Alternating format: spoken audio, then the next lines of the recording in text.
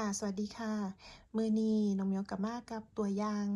เห็บเนาะค่ะเนาะเห็บสวีเดนเด้อค่ะเด้อเดี๋ยวจะซูมให้เบิ่งชัดๆเนาะค่ะนี่คือขาลูกสาวเนาะค่ะเนาะขาน้องแมวมูมินเนาะค่ะเพิ่นไปเล่นข้างนอกมาเนาะค่ะเนาะเดี๋ยวมันจะหยิบออกให้เบิ่งเด้อนี่ค่ะอันตรายนะคะเห็นว่าเป็นเห็บตัวแบนๆแบบนี้เนาะค่ะเห็นชัดปะเนาะแม่ฝากหน่อยลูกแม่ฝากหน่อยนะคะนี่ค่ะ โอ้โหนะคะผู้ใดถือเห็บกัดนี่จะเอาออกยากเนาะค่ะแล้วท่านน่ะจะเสี่ยงเป็นโรคกล้ามเนื้ออ่อนแรงหรือว่าไขสมองอักเสบนะคะน้องแม่ถึงได้บอกไว้ว่าคนไทยเฮาจะมาเก็บ